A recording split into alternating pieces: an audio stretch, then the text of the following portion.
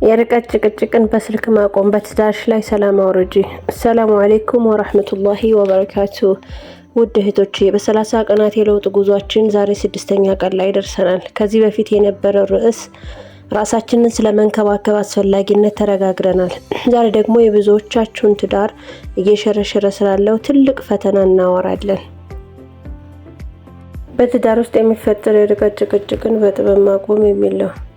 ስደት ላይ ሆነን በስልክ ስናወራ ትንንሽ ነገሮች ተለኩሰው ወደ ትልቅ ጠብና ስድብ ሲቀየሩ እናያለን።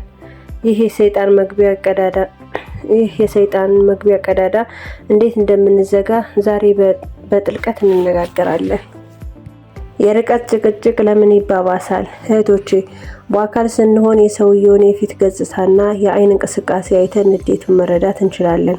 በስልክ ግን ድምጽ ብቻ ስለሚሰማ ትንንሽ ቃላት እንኳን ትልቅ ጦርነት ሊቀሰቅሱ ይችላሉ። አንቺ እዚህ በስራ ደክሞሽ፣ እሱም ሀገር ቤት በራሱ ጉዳይ ተወጥሯል። በዚህ መሃል አንዱ ካልታገሰ ለምን እንዲህ አልክ፣ ለምን እንዲህ አደረግሽ እየተባባሉ ስልክ መዘጋጋት ይጀምራል። በስልክ የሚደረግ ጭቅጭቅ መፍትሄ የለውም፣ ይልቁንም በመካከላችን ያለውን ክብርና ናፍቆት ያጠፋዋል። ጭቅጭቁን ለማስቆም 3 ወርቃማ ህጎች። በስልክ የሚመጣ ጸብ ለማብረድ እነዚህን ህጎች ተጠቀሚ። አንደኛ፣ የ5 ደቂቃ ህግ። ንግግራችሁን ወደ ጭቅጭቅ እያመራ መሆኑን ስታውቂ በንዴት ድምጽሽን ከመጨመር ይልቅ ረጋ ብለሽ አሁን ሁለታችንም ተናደናል፣ ትንሽ ቆይተን ብናወራ ይሻላል ብለሽ ስልኩን በጥሩ ሁኔታ ዝጊው። ሁለተኛ፣ በጽሁፍ ወይንም በቴክስት አለመጣላት። ብዙ ጊዜ በጽሁፍ የሚላኩ መልእክቶች የተሳሳተ ትርጉም ይሰጣሉ። ቅር ያሰኘሽን ነገር በጽሁፍ ከመላክ ይልቅ ተረጋግተሽ ድምጽ ዝቅ አድርገሽ በስልክ ንገሪው። ሶስተኛ፣ ይቅር ባይነትን ወይንም አውዙ ቢላ ማለት።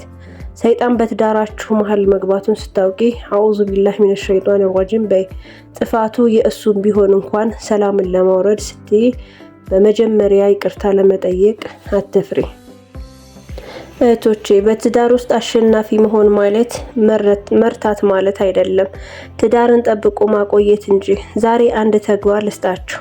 ባለፉት ቀናት በጭቅጭቅ የተዘጋጋችሁበት ነገር ካለ ዛሬ ያንን ጉዳይ ሳታነሺ በሰላም ደውለሽ ስለ ጤንነቱ ብቻ ጠይቂው። ነገ ደግሞ ለትዳርሽ ስኬት የባልሽን ሚስጥር መጠበቅ በሚል ሌላ ወሳኝ ርዕስ እንገናኛለን። ይህ ቪዲዮ ሌሎችም እንዲደርስ ላይክ እና ሼር ማድረጋችሁን አትርሱ። ሰላም አለይኩም ወራህመቱላሂ ወበረካቱ።